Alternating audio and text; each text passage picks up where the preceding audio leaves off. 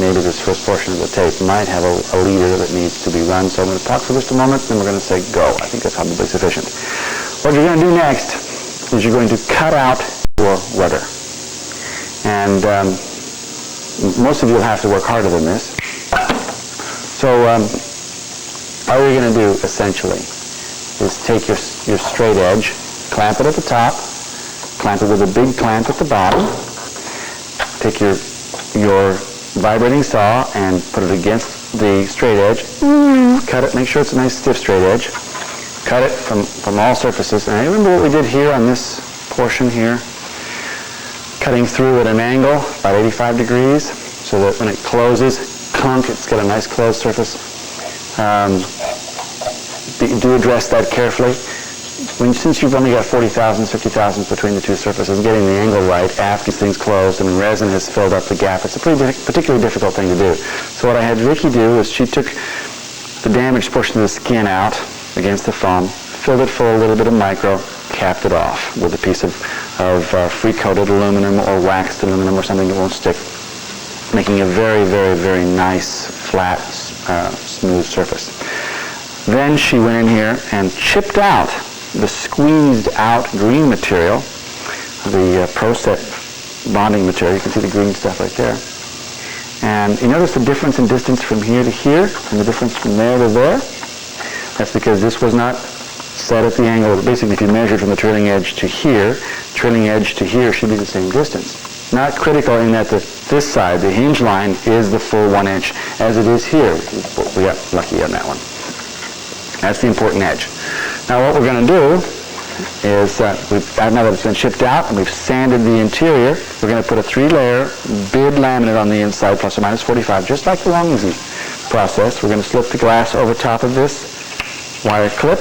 The glass is going to come up this edge, have a little bead of thin flux around the corner, 3 plies of bid, and then where the hinges go, there'll be 3 extra plies lapping halfway from the vertical surfaces here, halfway and up the surface. So it'll be 6 plies where the hinges go, both on the rudder and the vertical stabilizer. Now Vicki's going to switch the shot here in a moment, and she's going to show you what the green stuff looks like and how to remove it.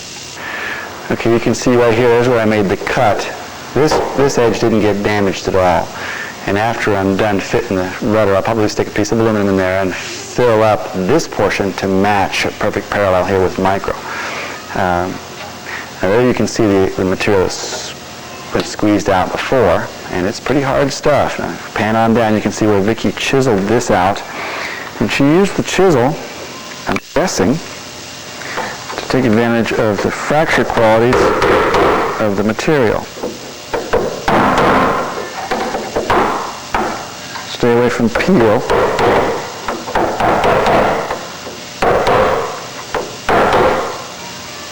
Just work away at it. So you done it, Vicki? There you go. You see that? The diagonal there. Without putting any peel load on it. Watch your eyes, because you're going about an 1/8 of an inch, 3/16 up to 1/4 of an inch at a shot.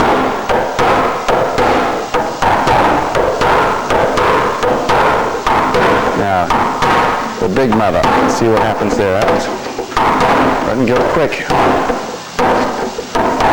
That's a good deal. So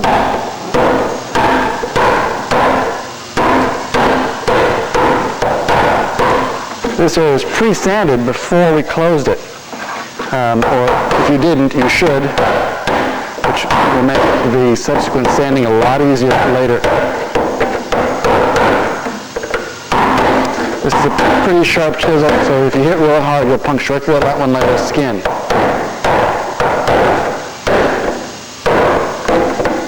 Proceed like so. You can see I did 18 inches in probably a minute. It's not hard to do. Bingo. Next we return, we will be sanding this in preparation for the 3 plies of glass. Okay, we're back, and we've moved the wing. There's the inboard end. There's the rudder well, the aileron well, and you'll notice that There's something very familiar about this process here. It's the same process, the same setup as that we're going to do on the rudder and on the vertical stabilizer. There's the inboard end. We have yet to cut the hole here for where the torque tube goes through. We have a hole on the inboard end to do as well, the wing. And now we have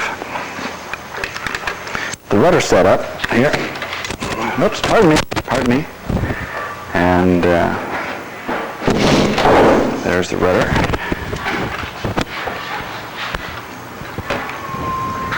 Okay, there's the recess here for the spring housing.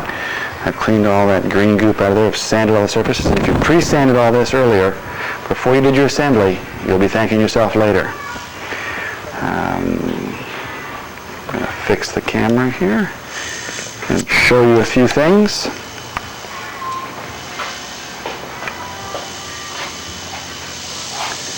You notice here in the corner, there's micro right there. You can also notice this is pretty stiff. This is a little wimpier. This one gets got extra glass in the layout process to make it more self-jigging for this operation, so it doesn't change shape after you cut the rudder out. Now up at the upper end,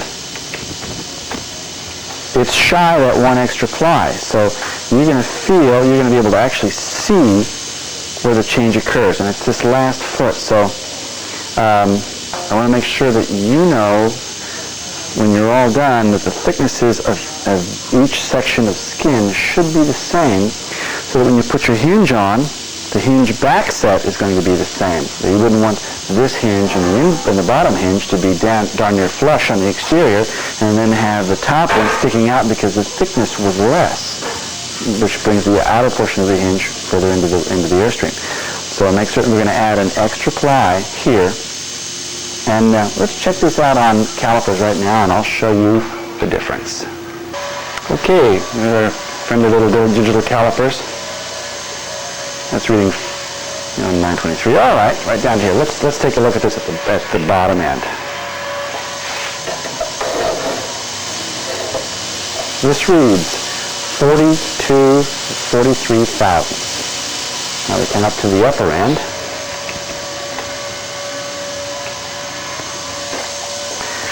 So you can see this is reading 31 thousandths.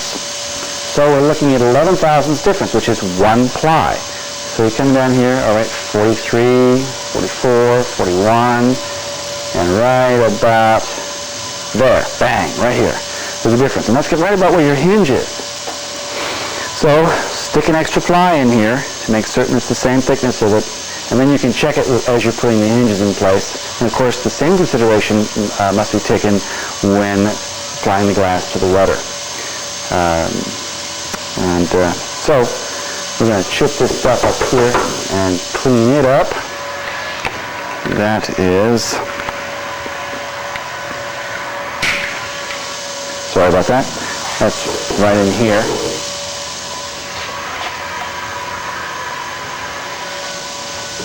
It's all goobed up. I'm going to pan in on that. I can show you what that looks like.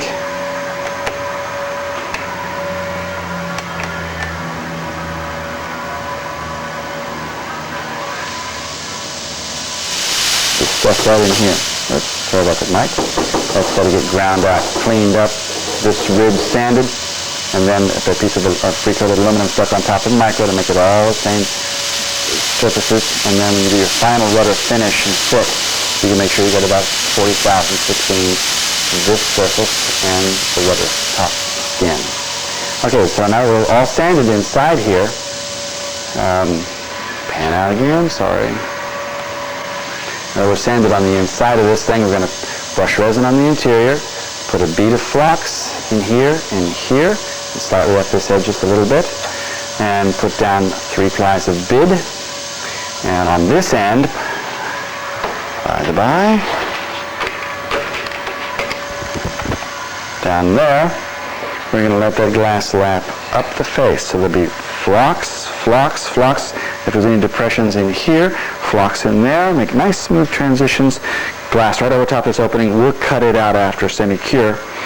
And That'll be finished. Now we're going to make some measurements and show you exactly where the rudders go, give you those dimensions, rudder hinges. We'll be back to you in a moment. Okay. What we've done is, you'll notice here on this end, we've increased the size of your hinges from 4 inches to 5 inches. This is the line there and there. That's 2 inches down, that's to 7. I'll show you on the video. Sorry for the static. The dotted lines represent my extra flies that I'm going to add. So we go 2 inches, 7 inches, 20 inches, 25 inches, 35, and 42. That is where your hinges go. And right here, right there is where it goes from 42 thousandths to 31 thousandths. So you're going to add your extra ply right in here. You can also wet on your rudder. Now, Vicky's already laid up the rudder, and it's essentially the same layup process as we're doing right here. We're going to brush in a thin layer of West Micro. Why, you say? Because if you put on a thick layer of glass as you're putting in your flocks, it's going to thin out, and you're going to dilute it. So wherever you're going to put flocks, we're going to micro this later, but I might as well wet it now. So I'm going to wet this corner down below here. I'm going to wet all the areas where I'm going to push flocks down into gaps and openings. Right in here, down in there. And so now I'm going to wet this entire thing. I'm going to put the flocks in those corners. And we're going to start the layup process. We'll be back with you as we put down some of the flocks. We're back. And Mr. Bills mixed up some flocks. I'll put it in the corner.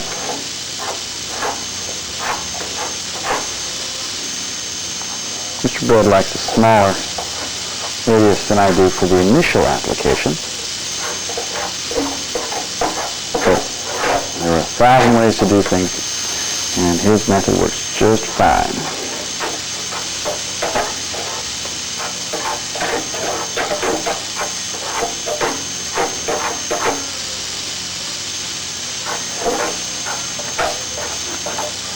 So put it in the corner.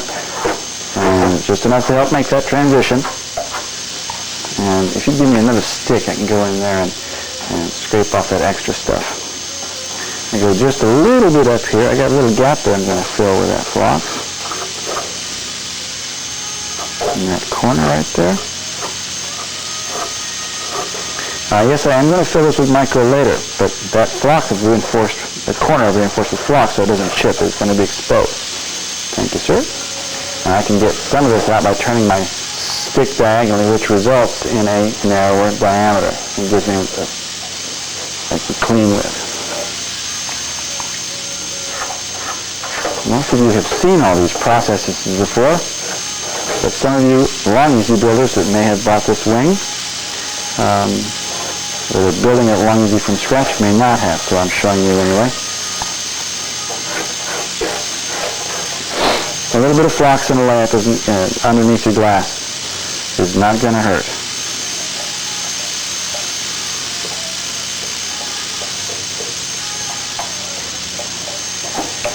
Okay, do the same everywhere, and we're back with you when we put on the next layer of cloth. All right, shoot.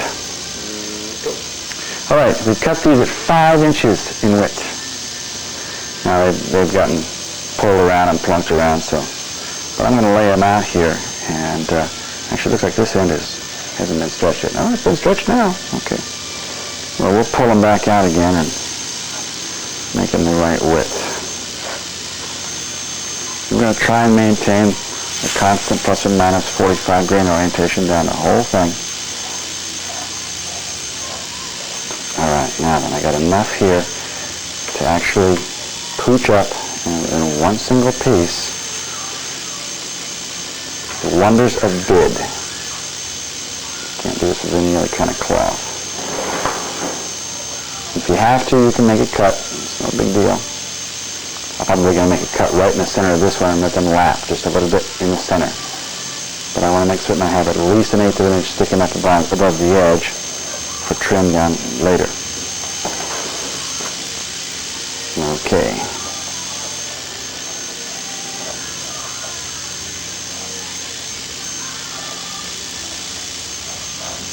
Okay. And if it's not working out right, spread it. Pull it back down some. Now the closer you get to this end, the more material you should have sticking up. If you don't have material sticking up, you're stretching it and you're losing your 45 and going closer to 60 degrees.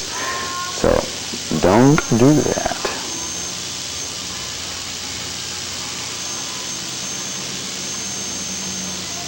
Get it down in there dry.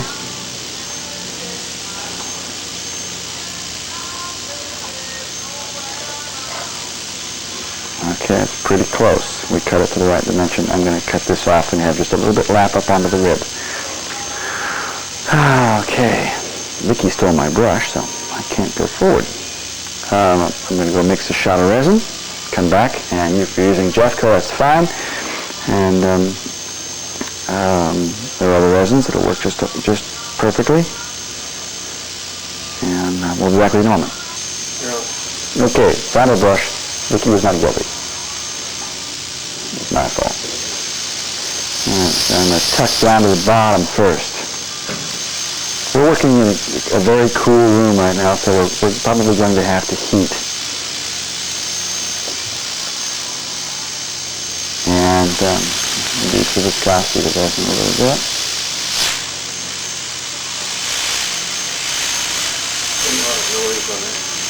Sorry about that. How's that better? Still, it must be okay. Okay, so we're going to go ahead and wet this out, and we'll be back with you in a minute and show you the results of the first ply. Okay. Shoot. All right, remember we had that extra ply that we needed in here? We're going to put that down now. We're going to bury it underneath other plies. And when this cures up, you can go in there with a sanding block and sand off. You'll see the lump from the lap, and it'll sand up. And you just check the thickness all the way along. It's no biggie. Do that on the rudder as well as on the vertical stabilizer. Wet that out, put down your next ply. We'll be with you in a moment. All right, we have all three plies down. Now we've added the plies that I referred to before, the three in each area, lapping from the middle up. You can go all the way across if you want, but it's just adding weight. From the middle, and you can step them. Tomorrow when this is cured, we'll come in here, we'll sand these edges, clean them up, trim them off flush on both sides. Now I've got a depression here from my last mix. Pardon please the noise. Oops. Okay, is that better, Vicky? And this is going to be, actually, no, I don't even have to put a piece of aluminum on it. I'll just like here and sand it to shape for tomorrow. But this is going to mate to the rudder when it goes on. And I can sand it right to the shape that I want it. Okay, so that's done there. We've carefully laid up the three plies. The first two plies went on relatively wet. The last ply, I heated and sucked the resin up into it. And kept it as light as I could keep it. And same thing with these three extra plies. The first two went on wet, and the third one I put on and added no extra resin, heated. And if you have to add a little resin, that's okay. Better that than a little dry. So make certain that the edges are completely wetted so you don't end up with porosity. There are cosmetic issues here that if it's porous or not completely laminated, flush and flat, you have bubbles along the edge, that's a big pain later. That extra ply up there. And we talked about that extra ply in here. You keep your three extra hinge pieces. But before I put those in there, I laid up my one extra ply in there and buried it under one of the total of three laminates. You can even see it in there. But it'll all be the same thickness on all three hinge points. We will be back with you when we trim next. Okay, go. Okay, we've popped this off, nice and smooth, nice surfaces. We heated the edge. We went to the knife on the rudder. We used the vibrating saw making the cut. Sandpaper to feather out the edge of your tape. So you don't get yourself cut. So to the top and bottom edges, the edge of the tape along here. Now right here. You got it visual? Clearly? Okay. We heated it and made the cut all the way around. There's a little feather edge right there. Just sand away the cut use. And Careful when you check. And then take a sanding board here, long, straight, sand them perfectly straight. Check the fit. We're going to progress here in a few moments into fitting the hinges and cutting the notches. It's either in the rudder or the vertical stabilizer. At the moment, I don't remember which one's which. And we'll be back with you in a moment for the next step. We're back. We've trimmed the glass that was on these edges all the way around, sanded them straight. Try not to remove any of the material below the trim line. Remember, we were 2 inches and 7 inches to define the rudder, the hinge. And then we're 20 and 25, middle hinge at the top and the bottom, and 35 and 42 for the bottom hinge. So the hinges are 5 inches, 5 inches, and 7 inches in length. The trick here to describe is we have an X and we have an X. All right. You take your hinges.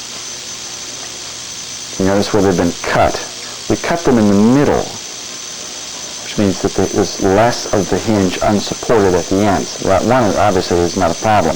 This one we're going to put onto the rudder, the longer piece. Now, from 2 inches down and 5 inches down, what I've done, I'll show you what this looks like here. Can you see that, Misha? See this gap here? Yeah. Clearly. Quite a large gap. Yeah. Now I slide to here where I had filed, and you notice the gap is gone. And that's because what I have done is vigorously remove at about a 45-degree angle what represents this shape right here. You clearly see that, Misha, on the face? Right here? Can you see that? Yeah, right. 45 degrees. I want this to sit on top of that edge with as little gap here as is humanly possible.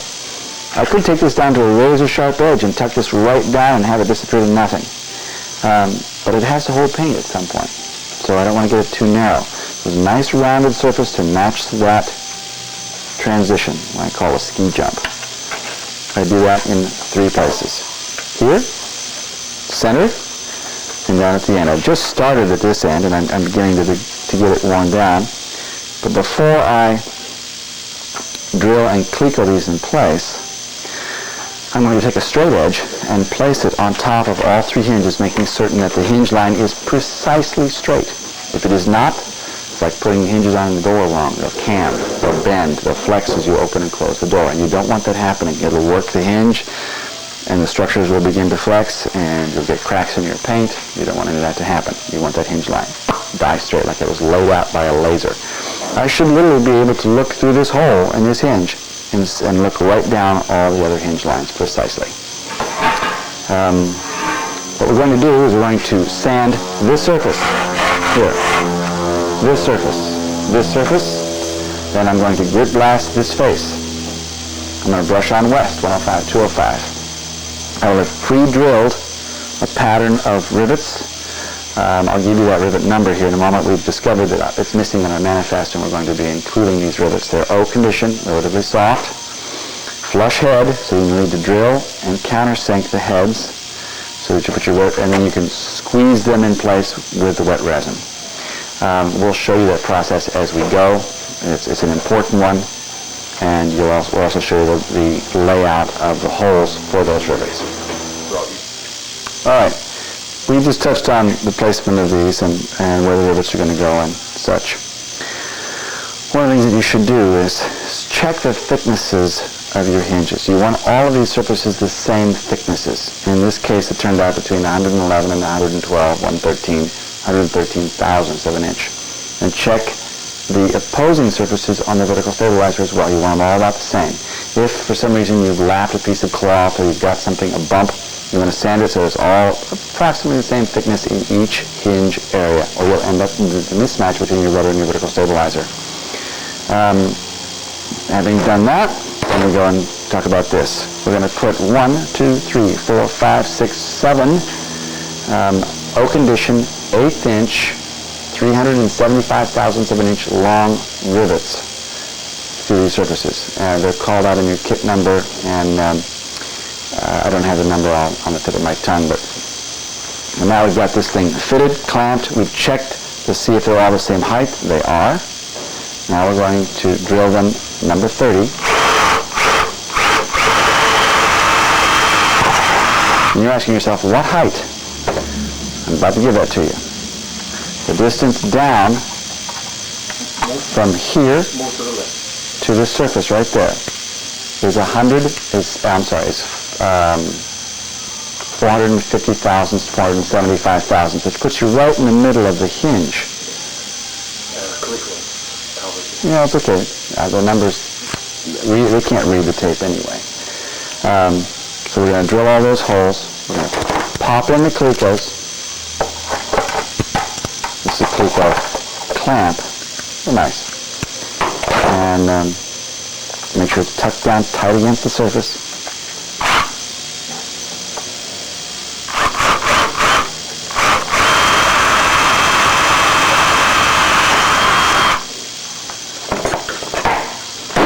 Three clecos per hinge in prep.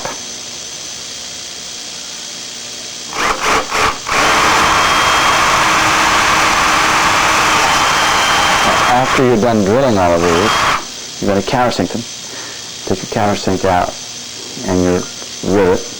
Make sure that you have the right beveled head, the right number of degrees in the rivet head. And then take a scrap piece of material and countersink it and make certain that the rivet head sticks just slightly up above the surface. And so that if it's flush or slightly below, you're not going to be squeezing the surfaces.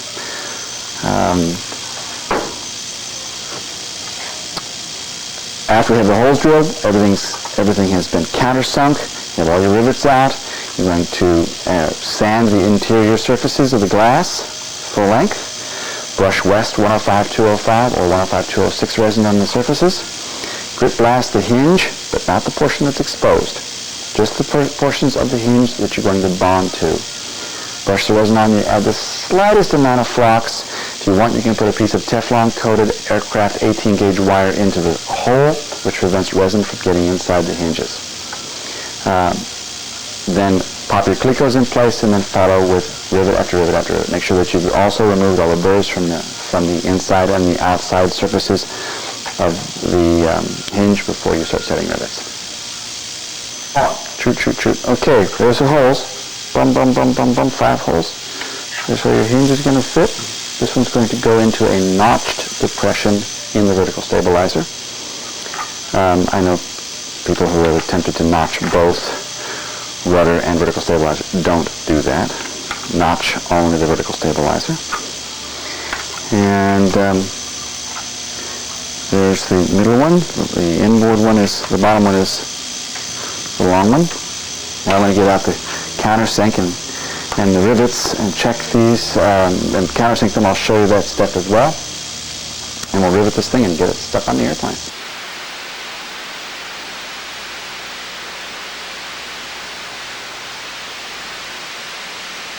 Not on until you can hear me. Okay. Microstop. I'm going to take this off, and you need to find yourself a hard, firm surface upon which to perpetrate some holes, perpendicular to the surface. This is a Formica surface, so it's very accurate. Now, the reason I drilled more than one is I'm not expecting to get the microstop set correctly the first time out. As you can probably see, I got a rivet sitting right there. You see that, Misha? Yep. Well, it's flush or slightly below, and I can't get my finger underneath it to remove it. So I go against the surface here, find the hole. Make sure you're perpendicular against the surface. You can feel it flat. Then I take one of the rivets that I'm going to cut off to size. They are O condition. See right there? It sets me up. Cut it off. It feels soft, and it's because it is soft. I drop it into the hole. It sits You can hear. So it's above the surface. Above enough for me to get my fingernails underneath it, or a chisel, but I'm hitting it with it. I'm definitely underneath it. Oh, come on. We're on tape. Don't lie to me. There we go. There's the rivet. Came out. So it's above the surface. Now that the microstop is set, I'm going to go over here, and with impunity, I'm going to, I don't need the rivet, I don't need the hinge on here. So I'm going to remove it. I've already countersunk a few of them. I can feel when I'm flat up against the surface.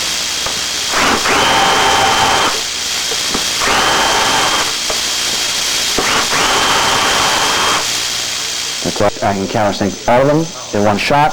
I have 17 rivets that I need to cut off and prepare. I'll do all that, then I'll grit blast this surface, brush resin on, and rivet. We'll be back with you for that process when we're ready to go. Okay, we've countersunked, we've sanded, we have the rivets all cut off, and we're going to brush the resin on the surfaces. And I've already brushed the resin onto the hinge.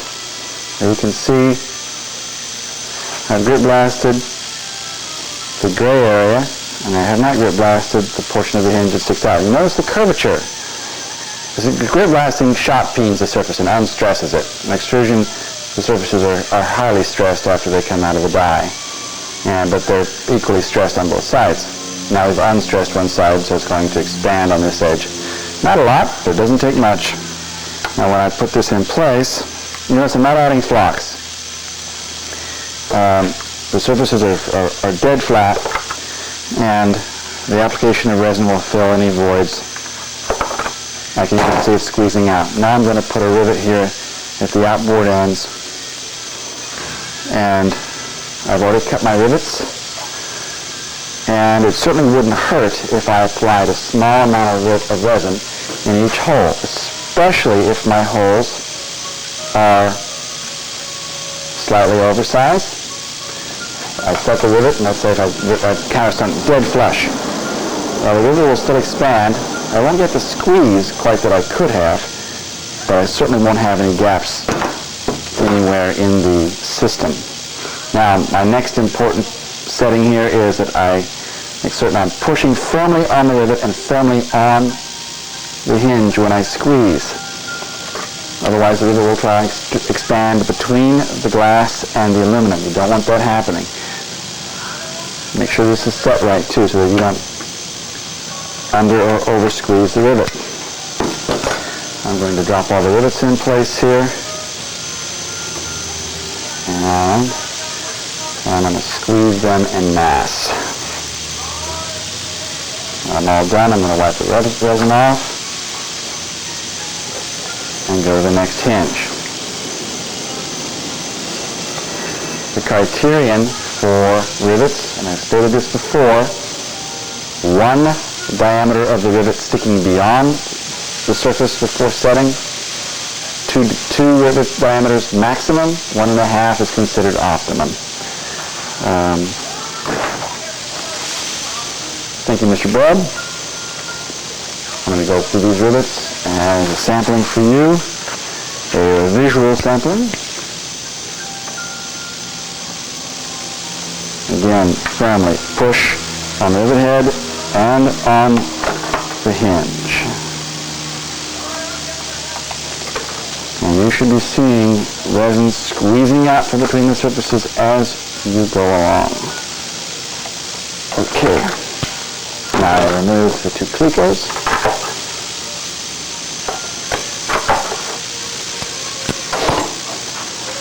I apply a few droplets of resin into the rivet holes here. You've all seen dark marks on production aircraft where the rivets are working inside, either the rivets working or the aluminum around the rivet is working. And if you know what I mean by working, it means that the parts are moving. The rivet's no longer doing its job. Well, when you bond a rivet in place, there is no way it's ever going to work or move. Okay.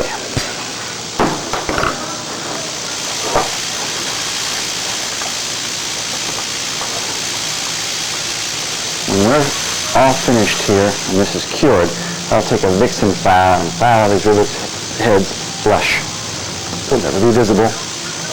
And so we're done here. We're going to go on to the next process. We'll be back in a few minutes. Okay, you'll notice that we have a very narrow C-section here. We got lots of room down, no room up here. Well, I had these sets reversed. I had the long one up here at the top. Of course, it's made setting this. Notice how this has been ground away? That's to give me the room to drop down in there and bring it closed. Sorry, you won't be able to, well, maybe you won't be able to see it, but here we go. Smash. Closed up, resin squeezed out. We're in good order. These rivets happen to be blue because they're probably 50 years old. They were surplus. But I had them at old condition. They worked great. And I'm one short. Well, you've seen it all. Proceed.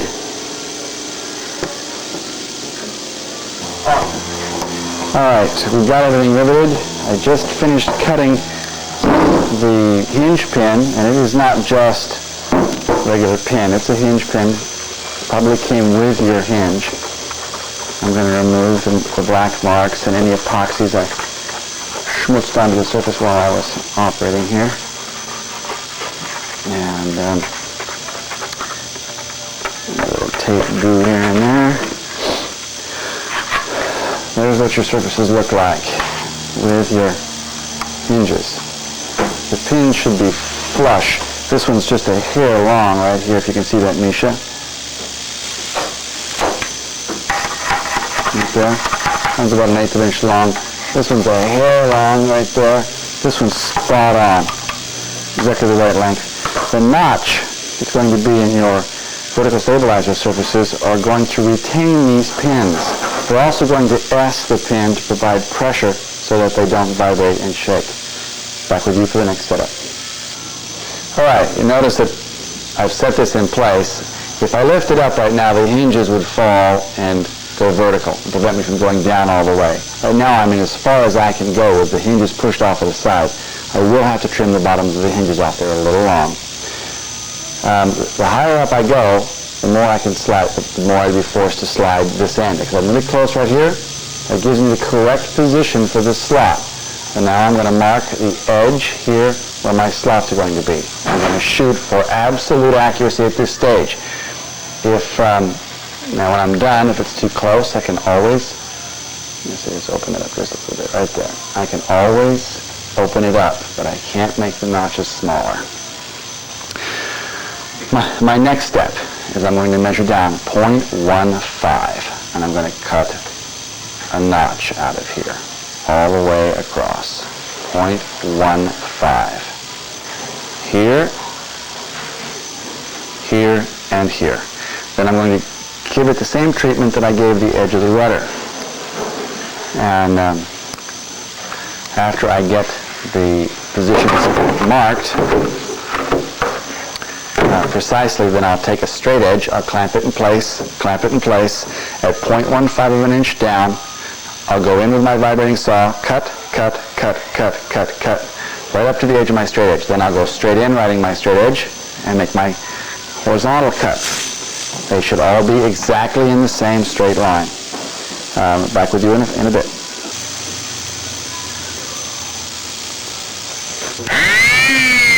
Are you ready?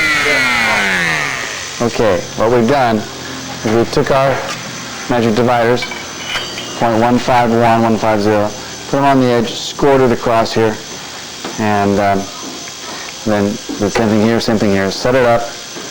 Now I'm going to go straight down and in.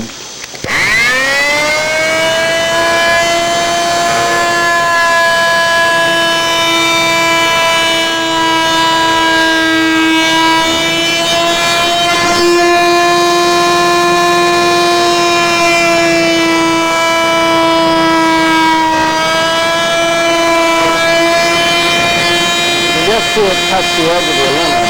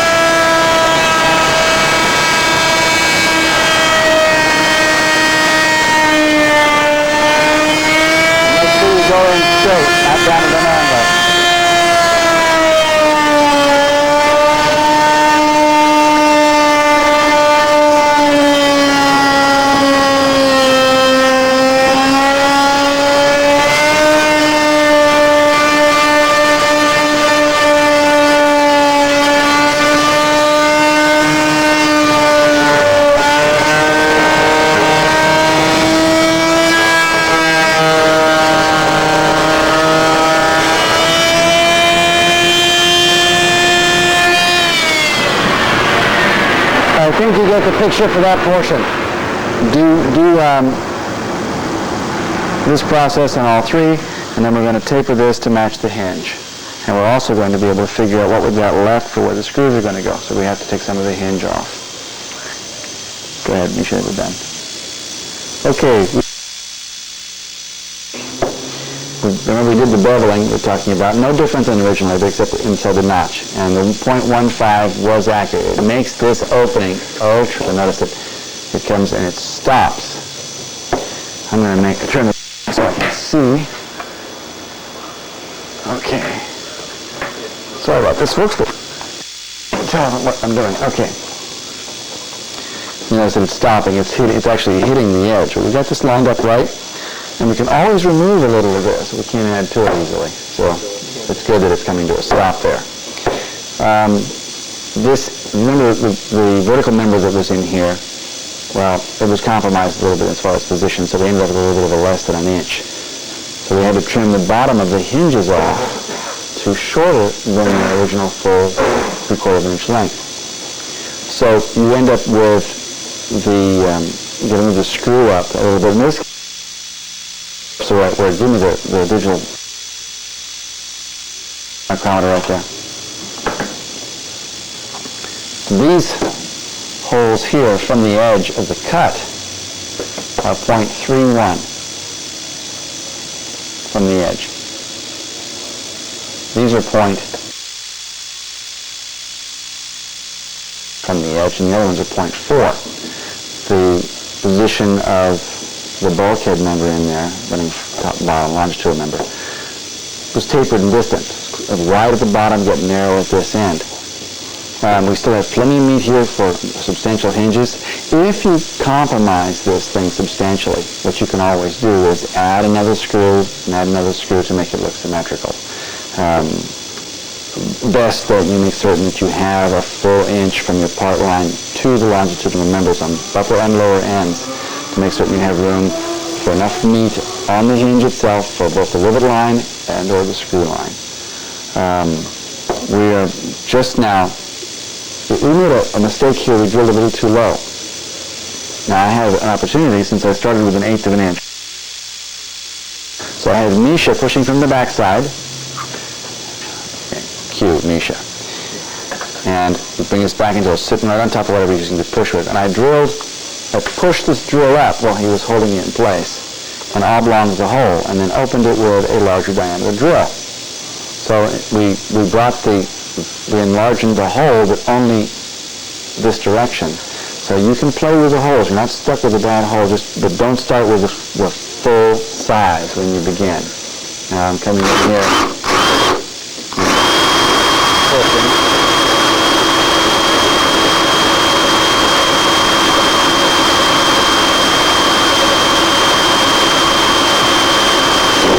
Now he's pushing. If you push the top, I'll just push the hinge away.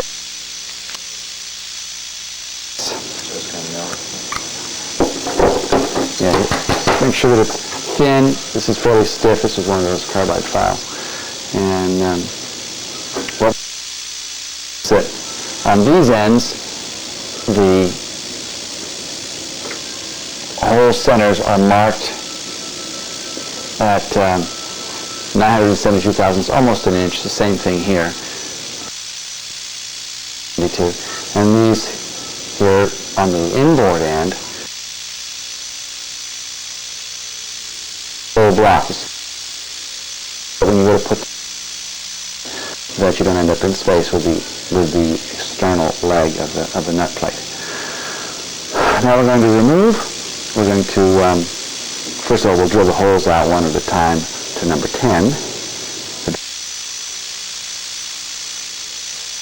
Then we'll remove everything, take the nut plate jigs and drill them for the nut plates, rivet them on, and then we'll come back and do a test fit, and we'll put the control horn on.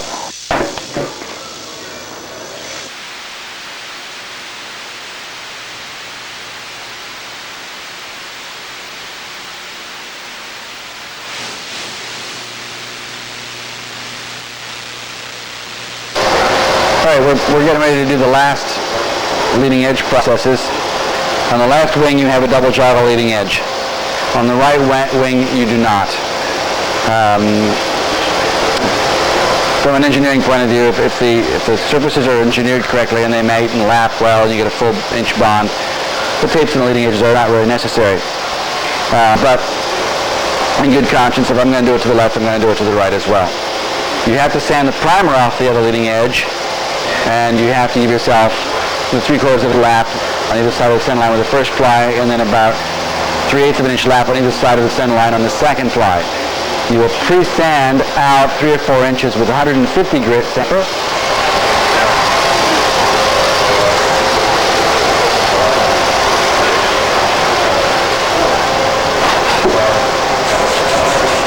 Good sands will stick anyway. But it's good to hedge your bets. You don't know who's been going ooh-ah on your surfaces and feeling them and leaving body oil behind, to which micro will not stick. So sand your leading edges, get all the goops off of them. Sand the primer in preparation for the micro that's going to transition. We're going to use West resin here. Grain orientation is plus or minus 45. This leading edge, the left wing, you will go full. The both plies will be exactly the same size, lap fully all the way over. Once semi-cured, you will cover the entire area with micro, and don't be bashful about it. Thicken it up pretty good. And then as when it reaches cure, bar sand it to a nice, clean, smooth edge, tapering very nicely into the rest of the structures. Do not create a bevel edge here. Make sure the transition is not visible or cannot be felt. The same thing, of course, on your main wing. At that time, you can also take the opportunity to fill any minor imperfections in the surfaces. Use your micro to fill those screw holes where you drilled through the skins. For drywall screws to pull your edges together, I want you to take a syringe and force a loose micro slurry through the entire rib, through those holes, and fill them up so that they don't suck down and change shape later. We'll be back with you as we put down the next ply. Okay, we put the first ply down. It was cut at a 2-inch width. You can see it's plus or minus 45. The left wing is going to get a full 2 plies. The right wing will cut it 1.5 inches wide for your first ply. Your second ply will be about 1.25 inches wide. First one's long, second one's short. As I mentioned, not this wing, only the right wing. And follow this layup with the next ply. I'm not going to show you that layer, but it's semi-cure, covered with micro. We will show you the micro process. Thank you so much. We didn't show you the glassing of the leading edge. We didn't want to insult your intelligence because it's literally nothing more than sanding 3/4 of an inch to 1 inch below, 3/4 of an inch above, removing the primer. Then taking 150 grit sandpaper and sanding back 4 to 6 inches upper and lower, so that after this gets to the tacky stage, which I think you can hear, then the resin is going to bond to that sanded primer. Now I'm going to add micro. And I'm going to feather it all the way up into here. I'm going to push it in. And I'm going to go both ways. Because of openings here and there's the glass. I keep going one direction, it'll leave a hole behind. I go back the other direction, it'll fill the hole. Right along the feathered edge. The one ply is long. The next ply is a little shorter. I don't know if you can see it right here. Can you see it, Fred? One's long and one is short. So this is 2 shots of West 105-205 and before it begins to cure. I'm going to go underneath it, feather it out. Now we literally only added about 22 thousandths of thickness to this leading edge. But when I sanded away the primer, I noted that it was relatively thick, so it might have been 2 or 3 thousandths. The second ply of glass, I'm probably going to sand halfway through when I'm done. So the difference between this wing and the other wing is literally 10, 15 thousandths of an inch maximum. So don't let the fact that the wings aren't manufactured precisely the same bother you. It's a rather moot point.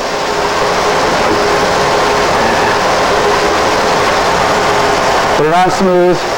If it's starting to pull on you, you can heat it up a little bit with a hair dryer as you move along, and it'll make it get slipperier again. And do the same all the way out. On the winglet, you're going to put down 1.5 inches of glass, the first layer, and then about 1.25 inches width, and taper them, cover them, sand the edges just like we did on that layer.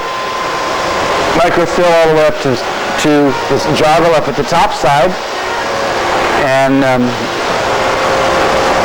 after cure, sand out. Let's take a look at the other wing. We have it already set up. You can just pick it up and follow me. This depression is actually a little deeper than 2 plies. It's about 2.5 plies. Can you get a close-up on that red level on this edge? Because I'm going to fill the surfaces, and then I'm going to, after I get it rubbed into the surface, making certain I have this edge filled here.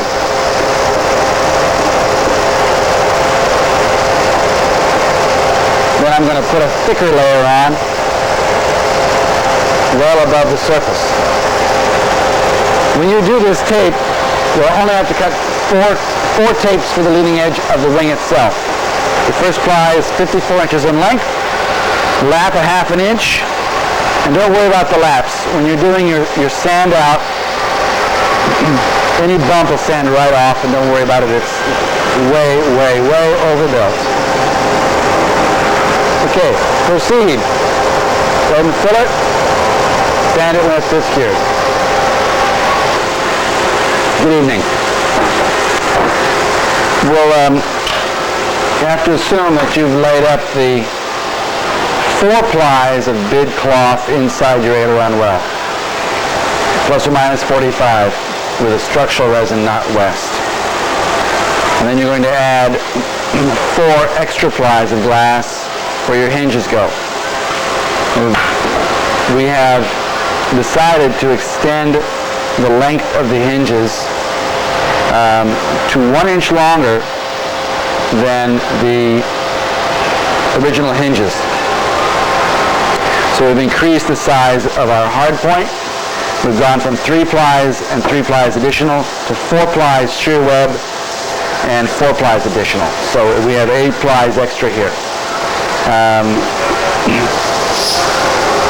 The reinforcements are over top of the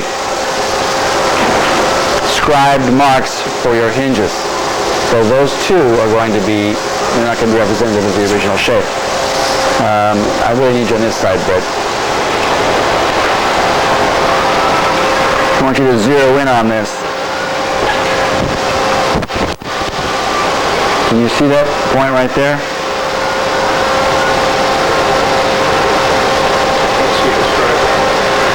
Okay, bring the whole thing closer. You should be able to see it.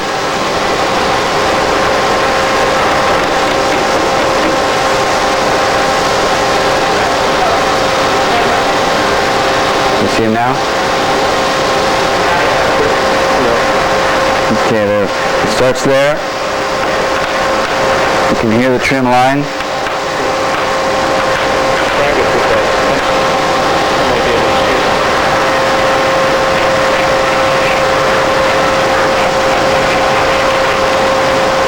See it now?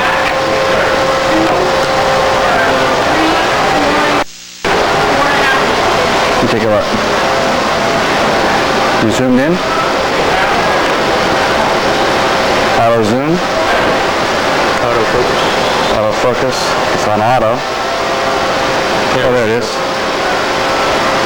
Sorry about that, ladies and gentlemen, but it was being very, very reluctant to focus. Okay, what we're going to do is we're going to show you the changes on the inboard end and the resultant length at the outboard end of the hinge line. It's not good. It's not worth fixing. Oh, okay.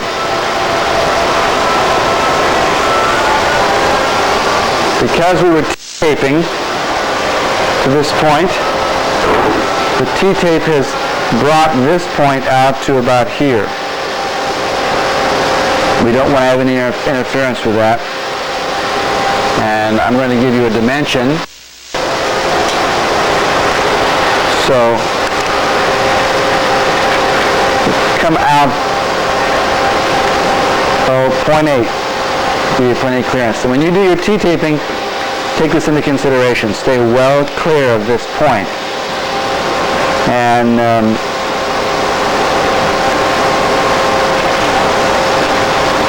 our originals were 8 inches. We've gone to 9. So from this point here, we're going to come over 9 inches.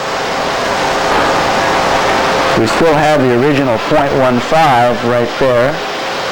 And by the way, it's only marked on one wing tool. It's not marked on the other.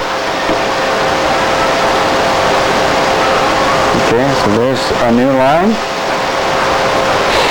And here, you can you see that one too, Greg? Yeah.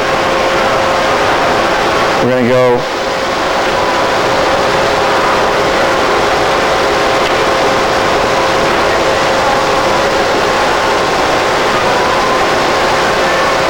make sure Vicky doubled that up right.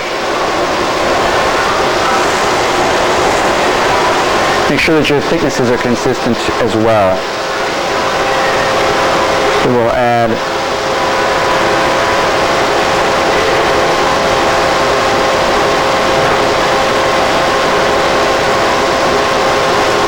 a 1/2 inch on each end.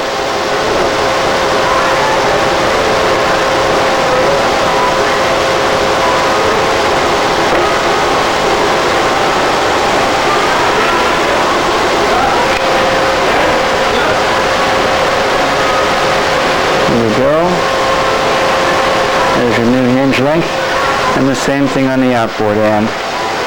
There's our original marks. We add the 1/2.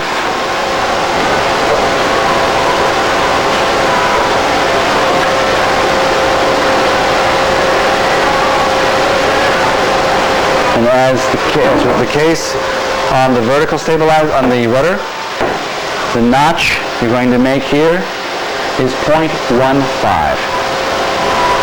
And make sure that you've already gone to the trim line and checked its shape and sanded it absolutely straight. Then we go to the aileron skin. The aileron skin, we made up, you notice that we have a little repair here we did, because this is the first one we've taken out of the tool in some time, and we had a little spanner in the corner which we filled with micro. Yours will have a flox corner on it and a perfect cosmetic edge. You notice too that your torque tube is included, and we're going to check first to see that the dimension of the aileron, you can cut it right to your trim lines. It just is about 0.05 too long. Trim it to length, and after it's trimmed to length with just a few thousandths of an inch of gap, because we're going to increase it later, determine where your torque tube penetrates this bulkhead. And we're going to cut a small hole for its insertion into that bulkhead. We're going to open it as we examine its needs for articulation. We don't want this hole any larger than is absolutely necessary. We'll give it about 0.1 clearance beneath it as it travels in its arc. After we get this fitted, then we'll start fitting the hinges in place. When we get the hinges fitted in place, then we'll drill them, cleco them, ultimately glue and pop rivet them to the front face of the aileron. Then we'll start trimming the vertical portion of the aileron's shear web. And buried beneath this is aluminum and extra layers of glass. And we'll be pop riveting into that layer of aluminum through the layers of glass and carbon fiber. We'll be back with you in a few minutes for the next step. Okay. Right here, you notice my mark corresponds to my approximate position here. I'm going to have to open this up some. It's going to go directly in here. You can see there. I can place it against the end. And I'm going to have to go a little further back and just a touch further down. Okay, let's take a look at that again. Lower yet. Right about there. That will do it. Now I'm going to take a die grinder in there and remove this so I can slide in. And if you can see, just zoom back. I've got it just fitted between the two surfaces. This is how I start. I'm up here in the street from end to end, Mr. Britt. I'm in here on this end, and it's very tight. There's almost no gap between them, but that's how I start. Now I open this hole up.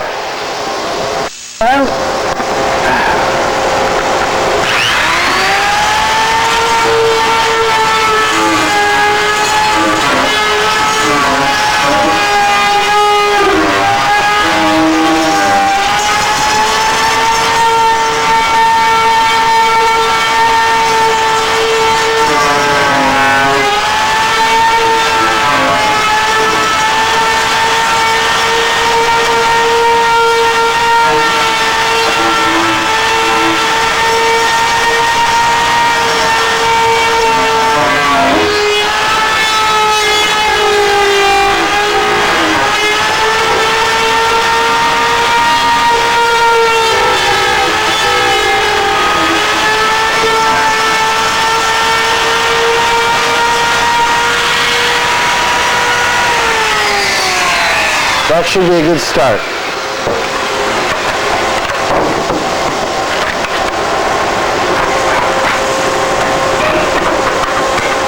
Now play with your trim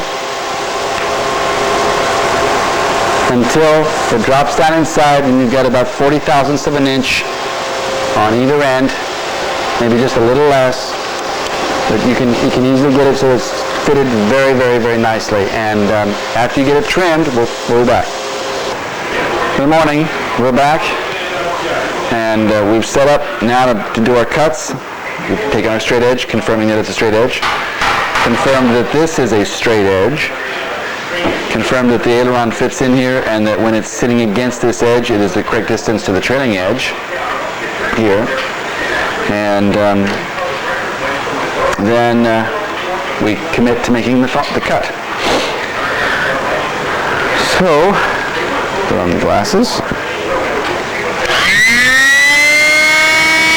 going to start, come on down here. Bring the whole thing.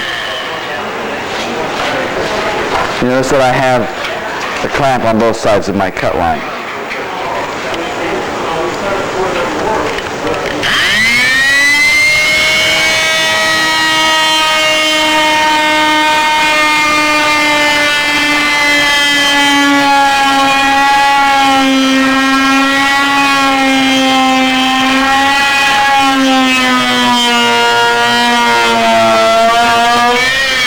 This will be no different than your rudder cuts.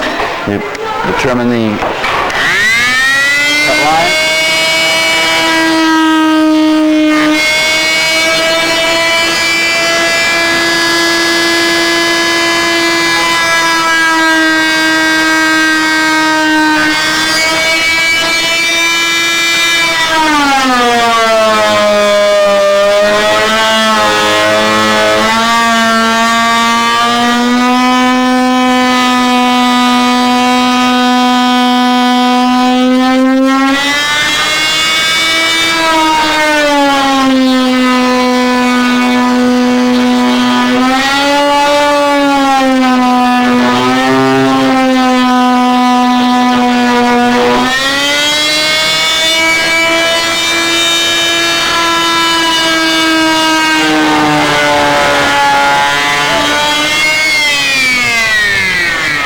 Okay, we're back, and you notice we have the inboard cut. Let's take a look at that closely. Nice, clean, crisp cut. We go to the middle one. Notice I have it supported by a clamp on either side when I actually make the cut. Something that you can also do, try and make certain I'm not standing in your shot.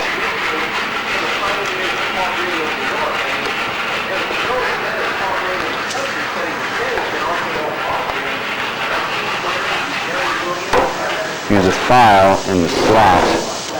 So right down to just kiss the edge. Make sure it's right down to the edge. Just that little corner right there. Right at the edge. That is your document. That's the one that you're going to depend on to make certain that your hinges are all the same height. Pardon for all the moving around it. I'm standing in front of the camera right now. I'm not behind it. Right there. That very sharp razor edge down its entire length is the reference. Now, when I go in here to bevel this, I'm going to bevel it at the angle of the hinge, just like we did on the rudder.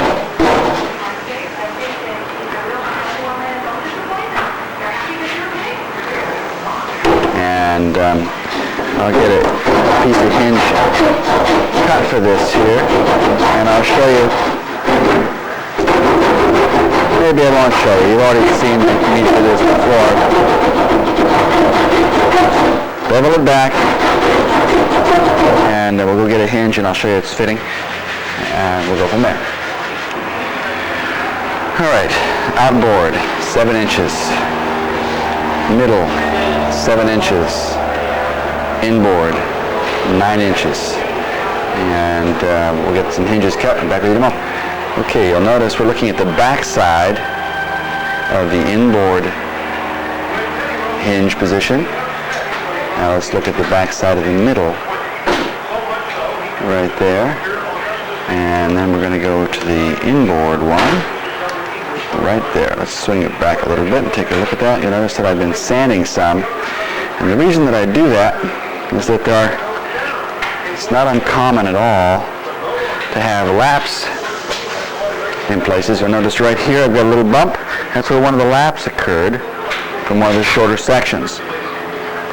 So I take a sanding bar, like a sole, I place it here.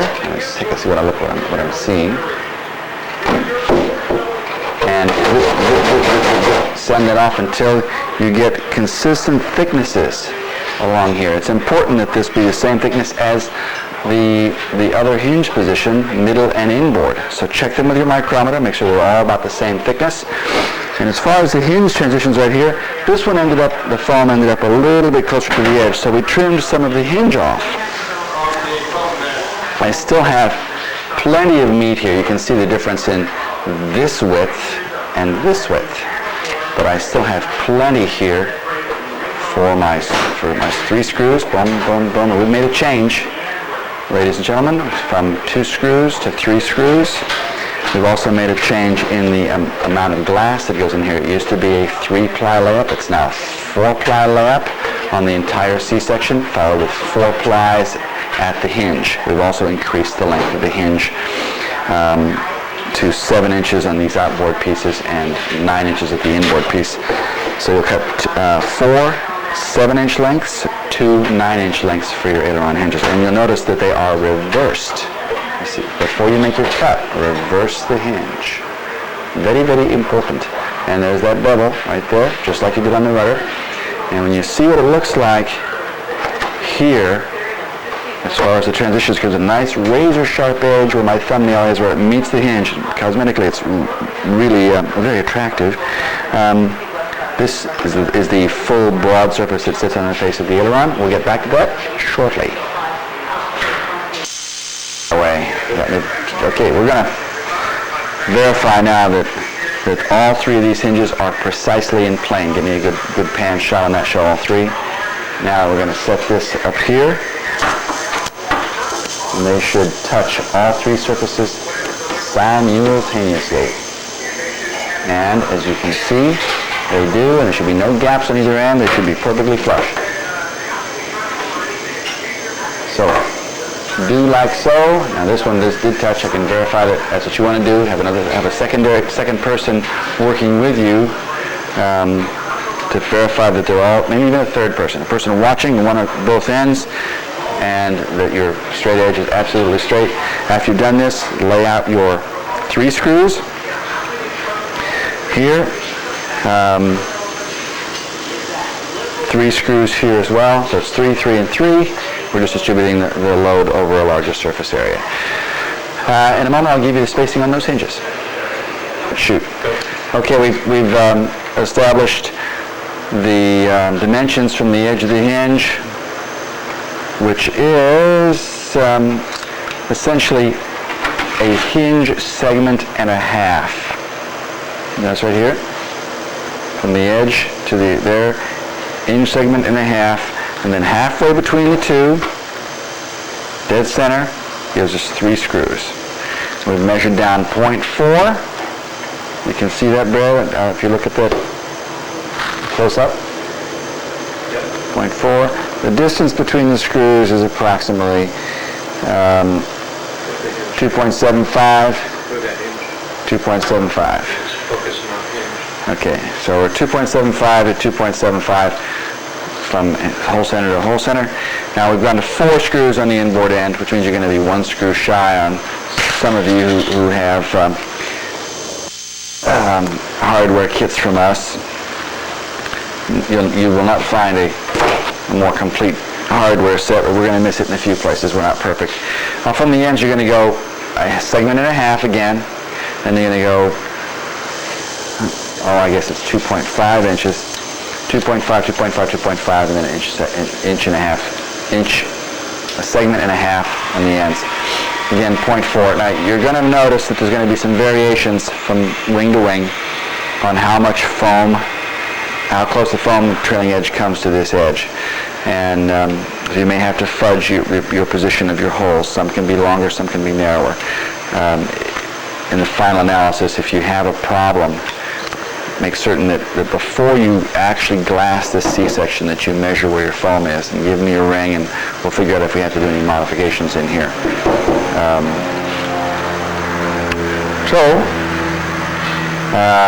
Drill the holes, make sure that everything's in line, and proceed. We did that. Yeah, we showed them that already. Okay. Okay, there we are. All 3 hinges in place.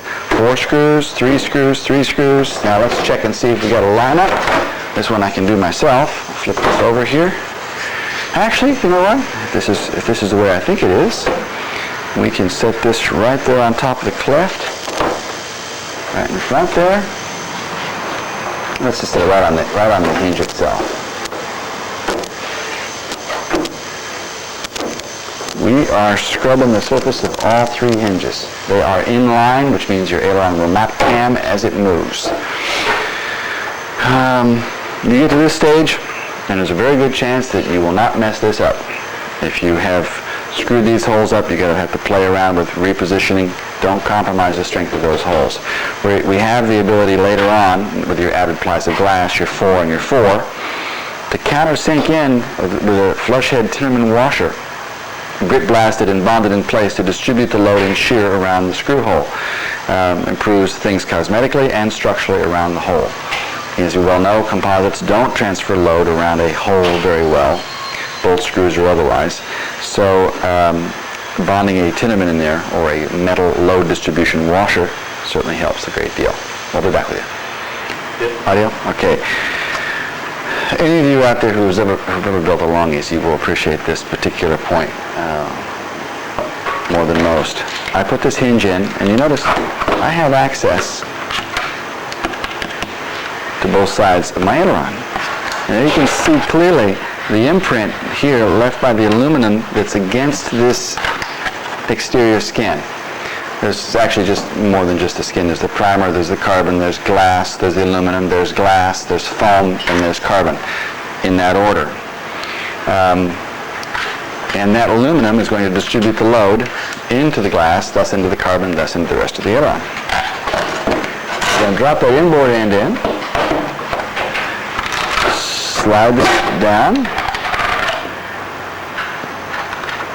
And from where I'm standing, I can look straight down the surfaces and tell that this surface here is absolutely flush. Can you turn that in there toward me? Right in here. Focus on that one spot. If I had a straight edge in place across here, you'd notice it's dead level. I can move it down, I can move it up, I can put whatever I want to. But what I never had before is the ability to line this trailing edge up, the skin up, that up, and take a drill and run an 1/8 drill bit from the back side and drop in a cleco. And then I'll go, and I'll do it on an inboard end. And then I'll come down to the next hinge position. You notice there's a little bit of flex in this aileron. Well, I'll get rid of that. I'll pull it down, and when I bond these together, that flex will come out of it. It'll warp just a little bit. Then I'll cleco the inboard end. Then I'll go down to here, and I'll cleco the inboard end of that, which is just inboard, by the way, of this tube. The tube,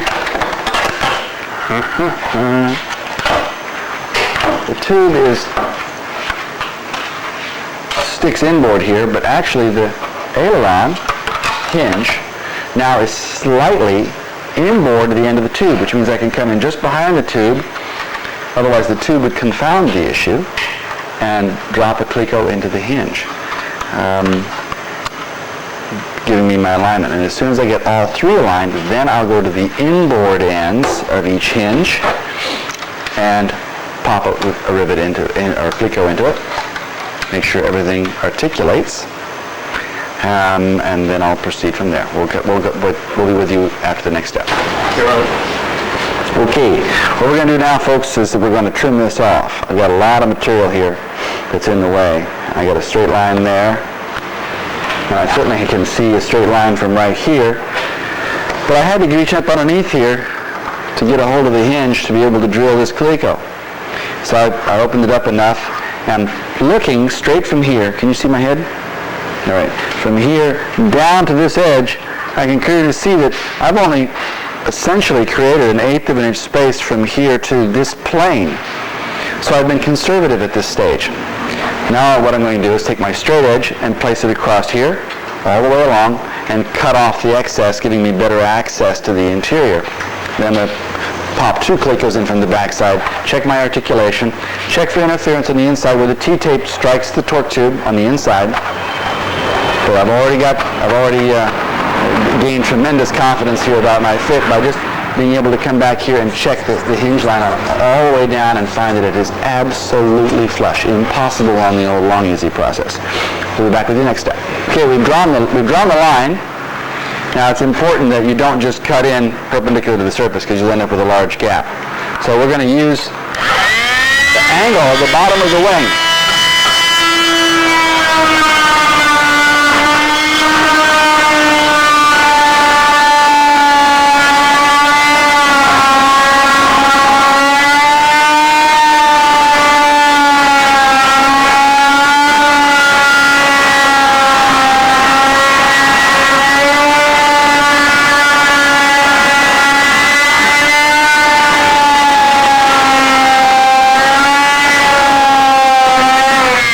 I might add that this is a rough trim.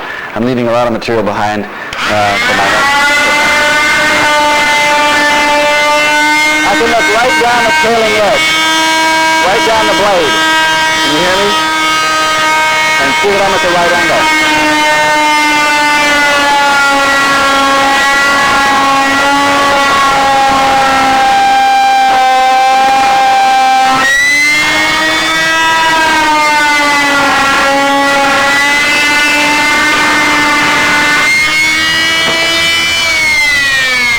And there we have the result.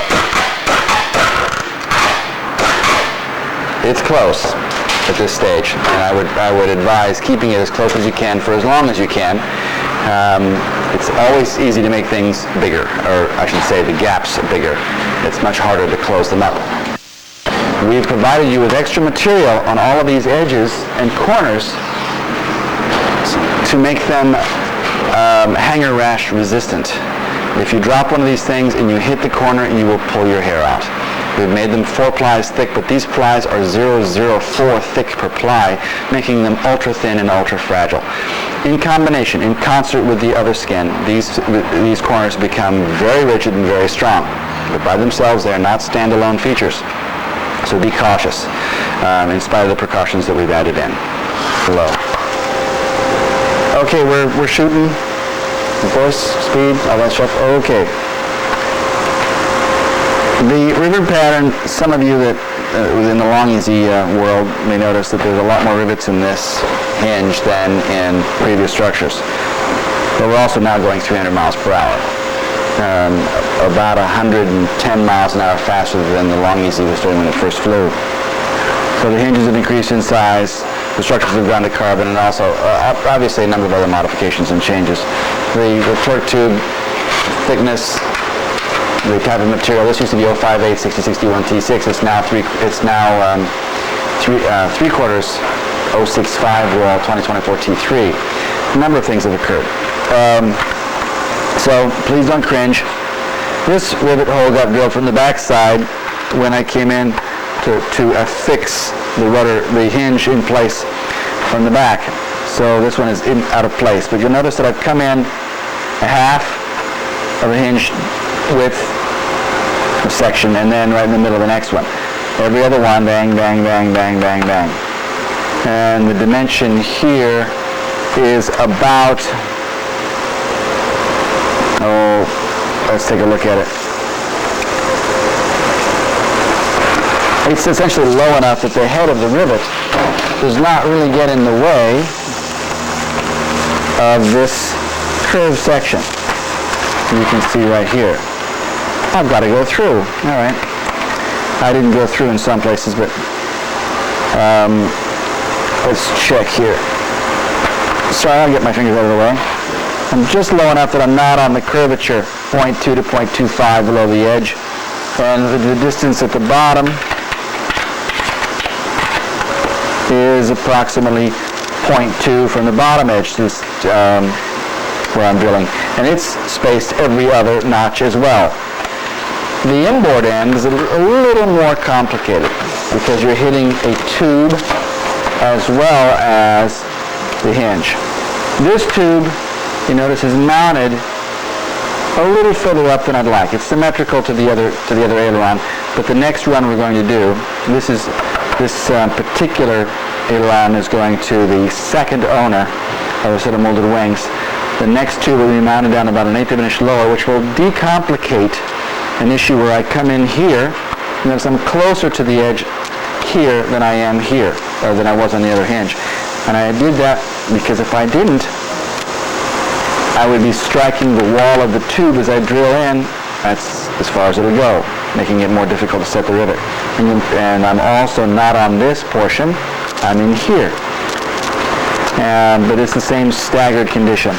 So good look at that and replicate. I'm now going to grit blast the back of this hinge. I'm going to sand the primer, put down West 105, 205, no flocks in it, and I'm going to volumize. Okay. Hello. Sorry for jumping around, but we've got some things we have to do this morning that are time constrained by our friend from Indianapolis. And he wants to leave here with all of his stuff finished, so I have to do some things out of sequence here.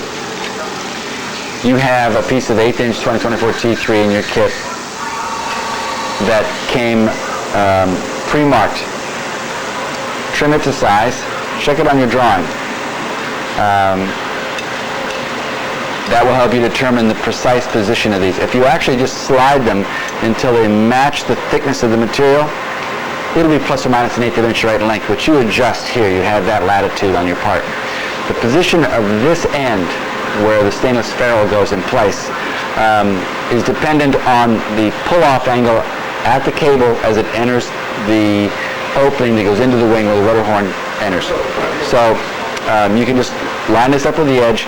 Now you can take this piece, which was water jet or laser cut, match it up, and it only goes one way. It looks like it can go this way, but the way that the rudder actually works, to maximize travel, this hole is closest to this straight side. You notice? This is how it's supposed to look. The straight line the hole closest to that edge. Match drill it. You can use your stainless pieces to match drill it. I did drill Cleco, and then drill the others. And then I used this one directly over top of this one, match drill them. Since they're laser cut, they're all precisely the same, and resulting in matched sets. The rivets that have been supplied, I'll give you that number in a moment. You put in, are you upset? And we'll go from there. Oh.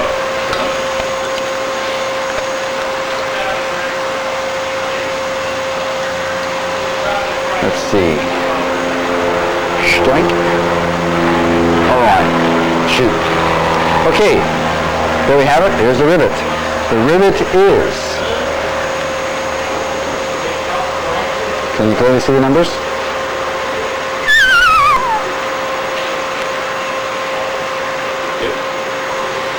MS 20470 AD4-6. Right there, okay? There's 10 or 15 in there, 15, 20 maybe.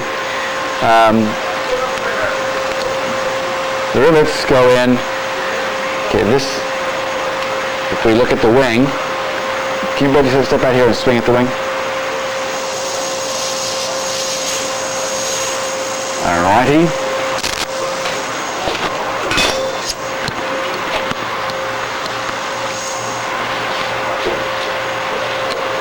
The horn is going to face like so in relationship to the bottom of the rudder. And we have some clearance problems between this molded surface and the horn.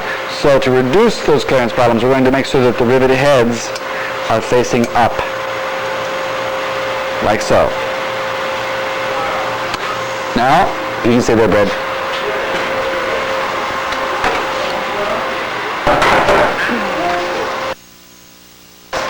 Please bear with us, folks. And John will be with you in just a second. Oh, I'm okay. I want to relieve myself. Okay, well, hang on. And that's on tape. Set your rudder, your compressed height here. Put the rivet in place. And smash away. Smashing. Okay. Do that on all of the rivets. We'll be back with you in a moment. You may relieve it. Just follow me wherever I am. All right, we've lightened the hell out of this thing. And you notice that this is out. The heads of the rivets are up. And see this corner right here? First of all, go to the wingtip. Notice that the trailing edge matches precisely. We start there. Everything's flush, everything's nicely fitted. Now we take this corner right there. We line up with this edge. We know that this surface right here cannot exceed this plane of influence. We want a small gap between here and this plane. If not, the cable will strike the glass. That's going to be the fairing on the outside. It's only going to be 2 to 3 plies thick, so we have to be careful not to go through. And we want it as close to this outside skin as is humanly possible so that we get maximum travel. And this, we're going to have to bend this horn. We're going to bend it down, first of all, right about here, so that the end of this goes inside. And we want this edge to strike here. And we're going to work this corner until we get maximum travel with this going inside the wing. You need several elements here. You need the cotter pin. You need the things that have fallen on the floor. I'll be back with you in a moment. Okay, sorry about that. One of the things that you're going to do, take a number 10 drill, as you riveted these, and you notice that it's a little wider now. Slide it down on the inside, and give it a little squeeze.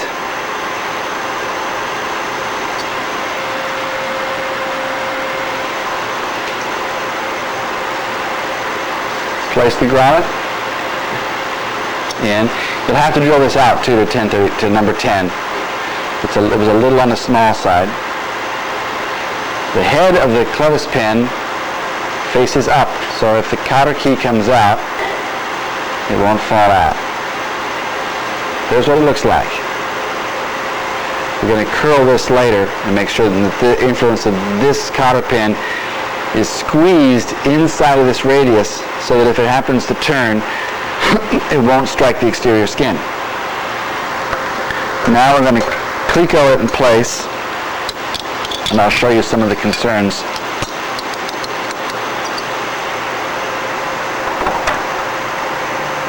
Okay.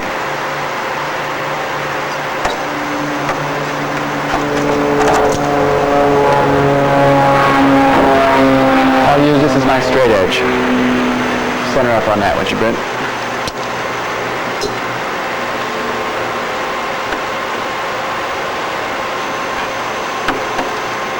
That's right in parallel. I could actually create a little teeny bubble right here for this to move into. But when I'm surfacing all of this, this whole wing and all of its surfaces beg you to not do such a travesty as that. So keep it inside of that influence. And I come to here, I'll bring it in, about 0.63 from this edge. And after having done so, then I drill my next rivet up here at the top. We'll check that and see if it is what we think it is. Take our pliers.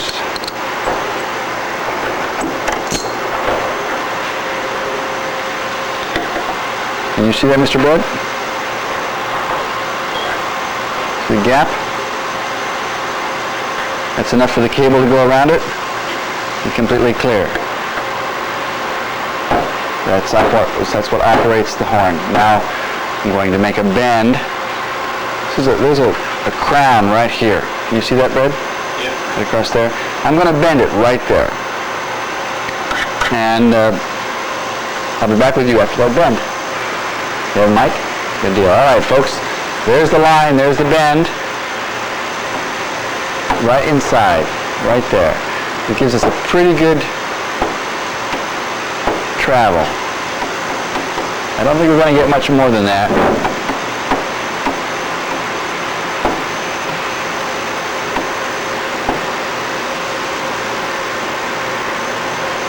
You'll notice that it all, as it swings, it tries to, it actually goes out of plane, goes from this angle, and begins to turn.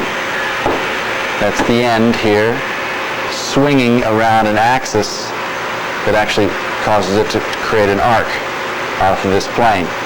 And that's because this is off plane with this. So it won't work the cable enough to cause it to break. And it's fairly a good average. It's a little bit of this, turned a little bit of this direction out of this line.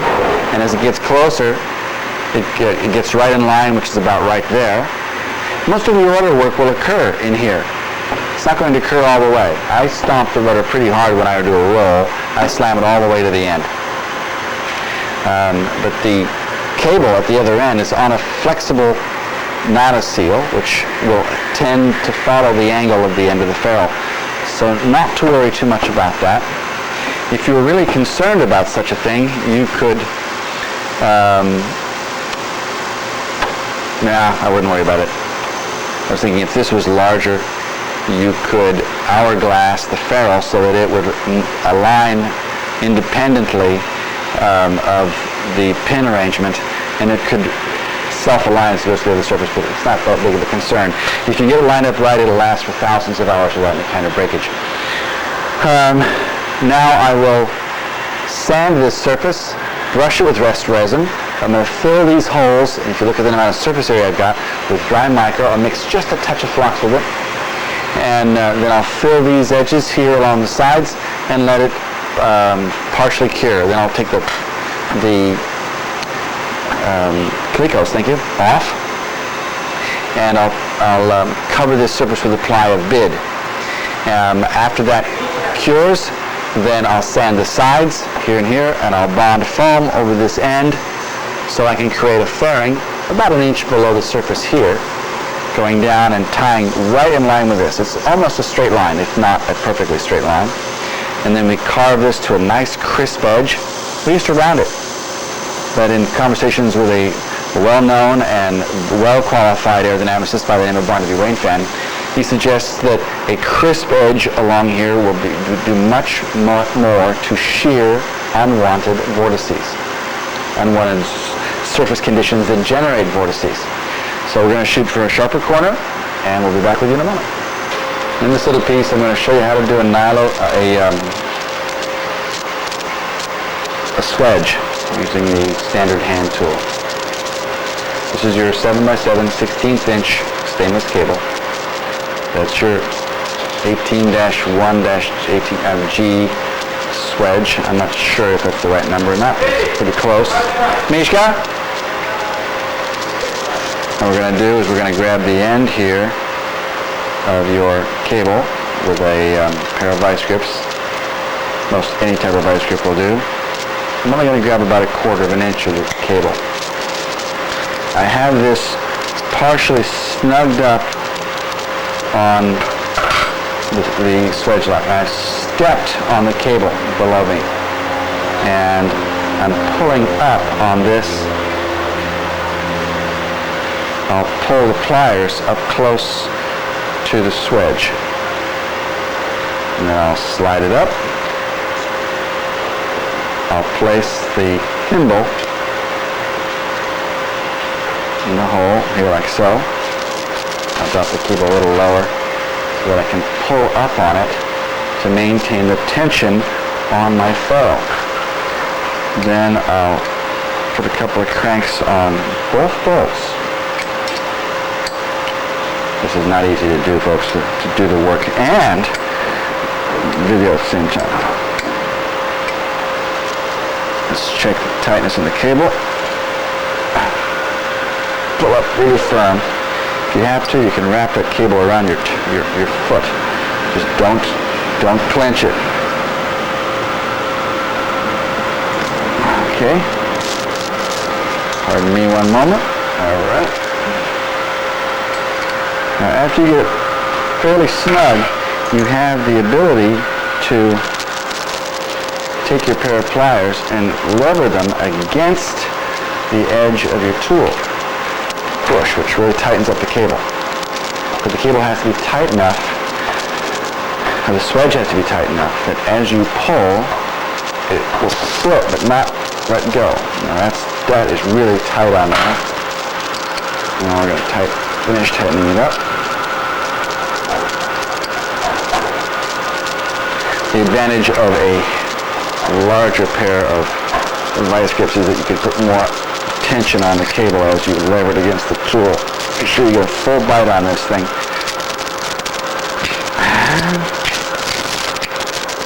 Okay, let's loosen this up. Take a good look at this. I just pulled one bolt all the way off.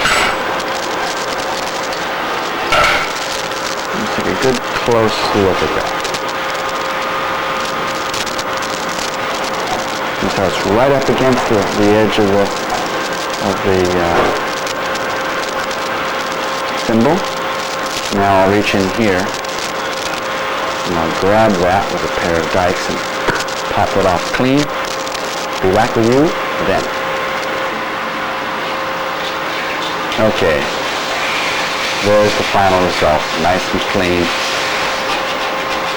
Now we hope that inside your wing that your nylon seal is cut back far enough that when this goes in there, the collective length all the way inside does not strike the end of your nylon seal, or you will be grossly disappointed, and you'll have to make or find or do something to cut that off in there with a grinding tool or something. Back with you in a second when I have that all hooked up. We're back. I want to show you something that you're going to have to do with your... You'll notice that you won't be able to get the swedge inside the, if you look in here, I'll see if I can give you a close-up.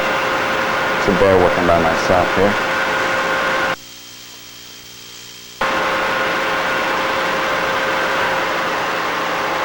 We're going to use a rivet squeezing tool here to make an adjustment in the thickness of the swedge right here.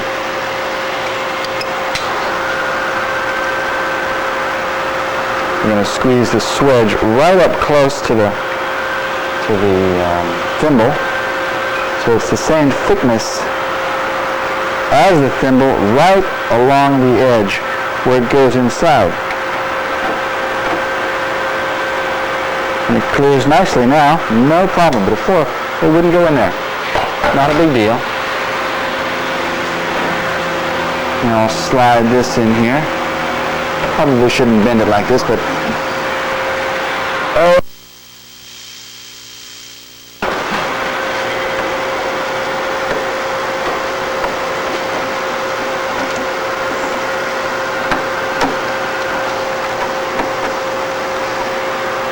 And I'll drop in the cup.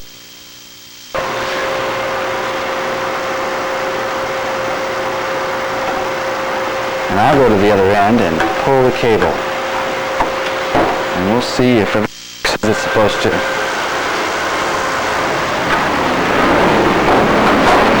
From this end, I can tell it feels smooth.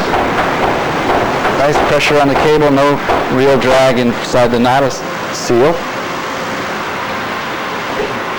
And it appears that, you'll notice that when I move the rudder, the cable does guide right inside its the receptacle. This is, and the angles don't look too bad.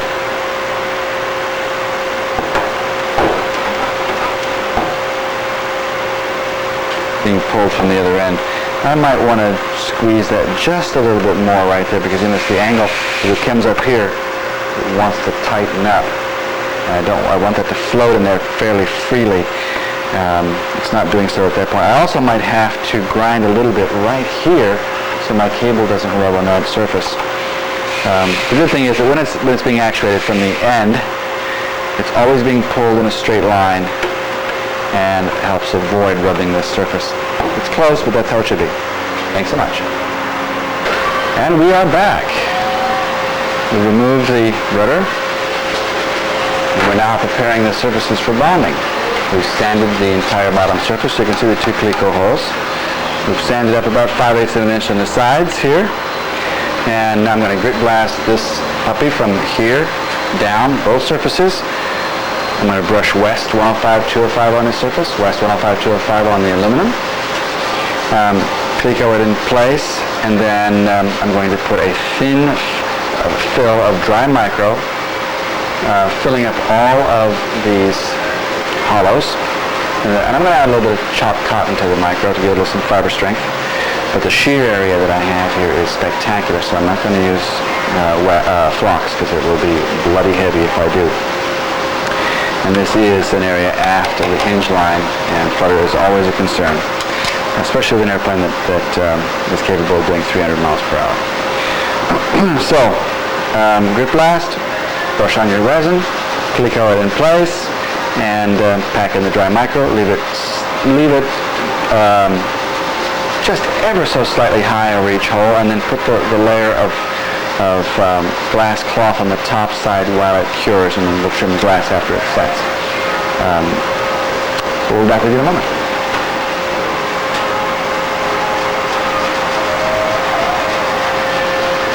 Well, I apologize before about jumping all around, but here we are again. Working on the aileron belt cranks. And we're going to give you some dimensions here. Molded wing's a little different than the solid foam core wing. And I'll explain as I go what these dimensions are and what they really mean. You have a tape? Thank you, sir. I'll try and stay out of the view here.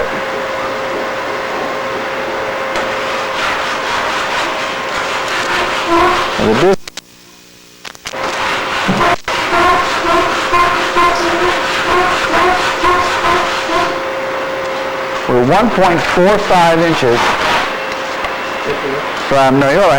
from this bulkhead to the outboard edge of the bracket. You can't really see. So from here, I think you can see it. From that surface to that surface is 1.4 inches. That's at the bottom. If I were to measure from the outside edge here, I think I can see it. Yeah, from this edge here, forward, it's 1.4 inches from this surface to, projected out to the edge. To this edge here is 1.4 inches, and the distance from the bulkhead to this edge is 1.45.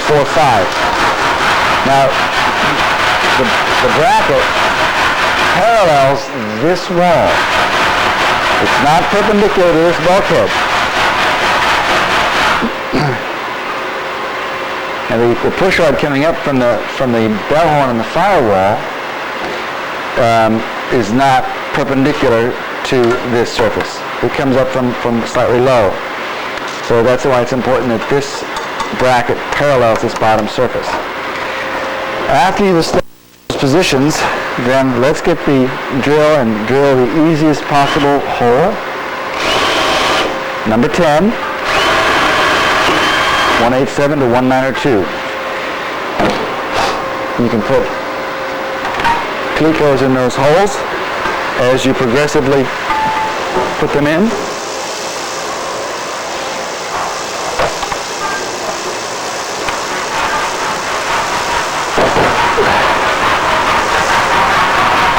Getting some clicos here. Pliers, Mr. Bread. Yep.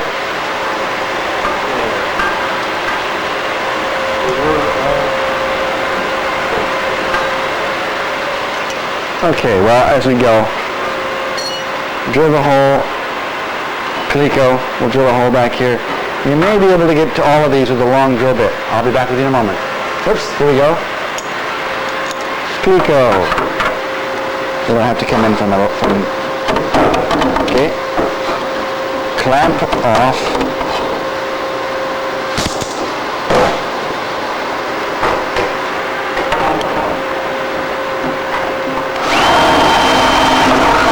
Okay. Clico. You can see the clicker in place. I notice I have the bell crank on here. This came off of Misha Kasyan's airplane, who had unfortunately an accident many moons ago, and we're using that to help me set things up.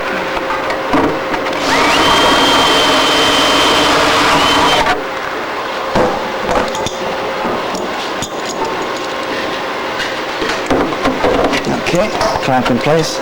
I don't think I can get to this rear one with this length drill though. Oh, yes I can.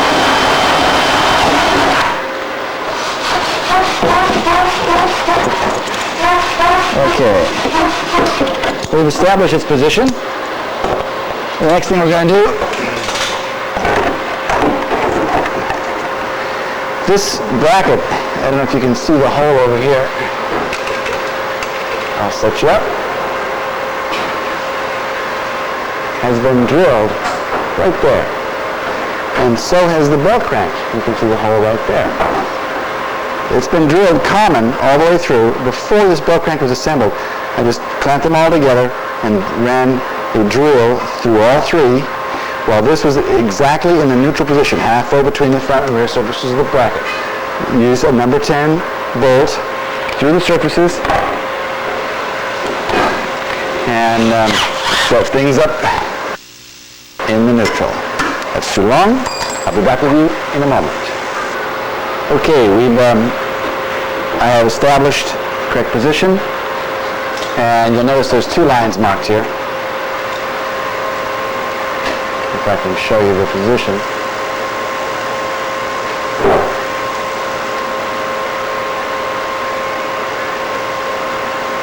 And notice it says 13.625 inches.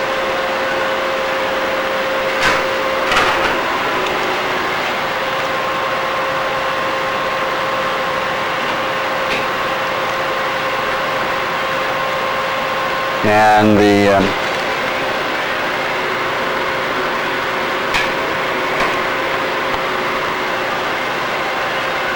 that's measured from the bottom I'll give you the full position here. It's not measured. It's measured perpendicular from the surfaces to the side of the fuselage.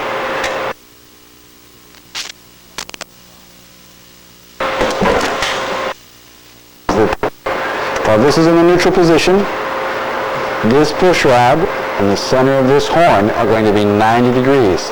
And I reiterate, not the edge, the center of the horn are going to be 90 degrees. If you were to draw a line down the middle of this, from the center of the tube to the center of the bolt, that red line is to be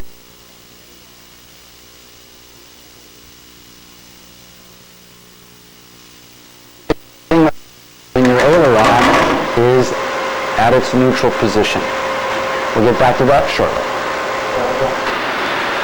Okay, back again. Notice I have in my hand a 3-inch by 3-inch block of phenolic. And that phenolic is tapered at 3/8, 3/8, 3/8 on one face. The other face is radius on the other side. And the reason for that is it's going to go, pardon me, right here. And it's going to get bonded in place. We're going to take a unibar receptacle and we're going to drill a hole approximately this diameter near this edge. And we don't want this lip to get caught on the skin, so we're going to make the hole just inside this radius, something of that nature, there.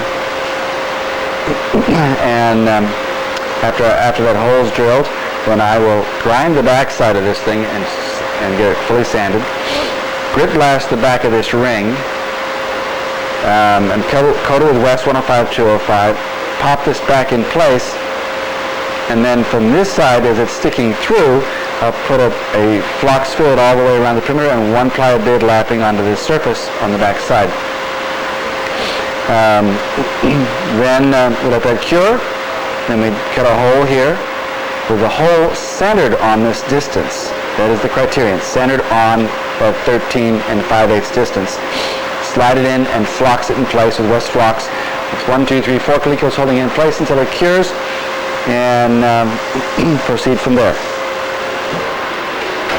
Okay, I'm just going to give you a brief shot of the part as it is. That's the fit. It's pretty close. And we're going to push it through there. Push it when you grit blast it. Brush it with resin, having sanded the backside and put a nice bead around the perimeter. I'm not sure I'm even going to apply glass on it. Just so long as the bead of flox is healthy and spreads well over the surface. But, we'll see what spirit moves me here. Glass makes such a nice transition across this edge.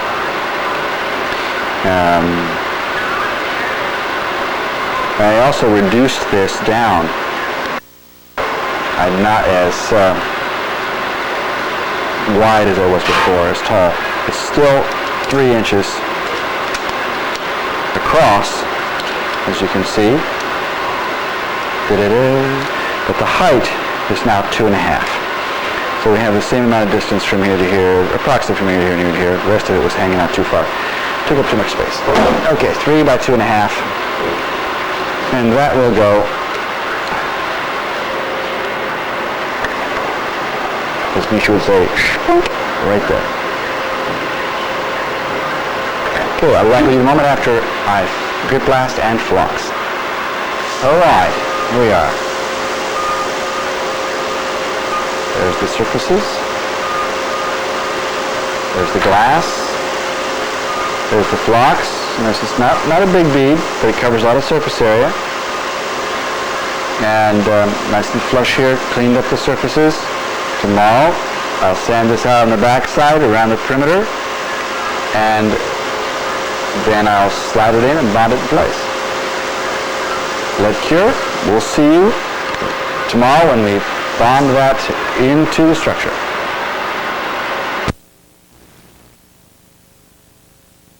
Tomorrow morning. I lied. I can't help myself.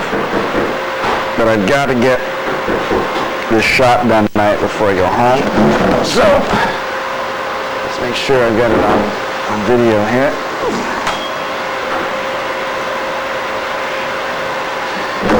Now, if you noticed earlier when I showed you this part, the edge of this phenolic is approximately 1/8 of an inch from the edge of the aluminum, and it's still wet. Proof positive, but I'm extremely impatient. So I'm going to put this on here and then sight down the edge of the drill to make certain that I'm approximately 1/8 of an inch from the side. Pardon my head. All right. There we go. That looks pretty good. Now this drill is undersized. As you can see, I'm not too bad from the edge there.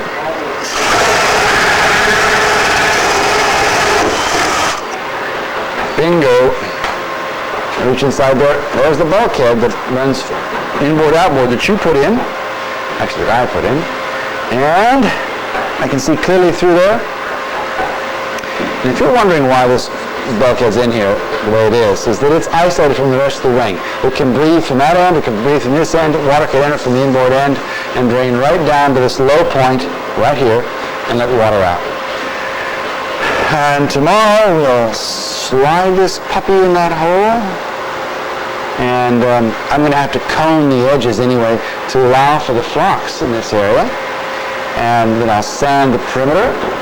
I'll drill a couple of cleco holes, flux it in place, and we'll be done with it. And I can get on with checking out the belt crank, the torque tube lengths, universal joints, and setting up the geometry here, which most of which I've already explained to you as far as the 90s and the neutral positions. We get all that done, and we'll be ready to go. There it is. Another little to talk about in regards to the 0.625 diameter tube that runs into the inside of this 2024 T3065 raw torque tube that also fits into the universal joint that then plugs into the end of the aileron. We'll work that all out tomorrow. We'll get an aileron functioning. We'll see you tomorrow. Okay, there's the hole, there's the part. I lied again. We figured, well, if I get this out of the way tonight, I can sleep well. So, we're going to cone this.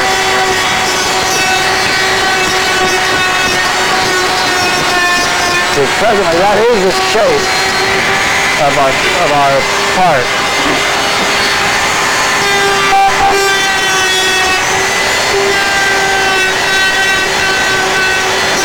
I'm just going after the exterior skin at the moment.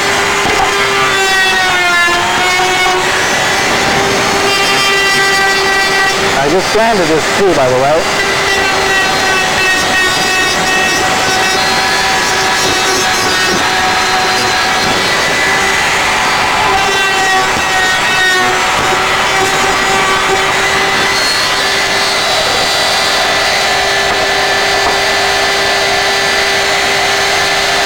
Alright, now, just getting inside, so I'm going to open it up a little bit. Trying to touch more. Again. 1 minute? Oh, you said 8 minutes. Okay. Alright. We're going to stop the film at the moment, and we'll be back with you in a minute. Right there. Okay, go. Alright. There we go. There's the fit. It's been sanded. There's the fit. We're going to brush west on. A couple of clecos, flocks. See you in the morning. Okay, ladies and gentlemen, we have just a few seconds of time left before.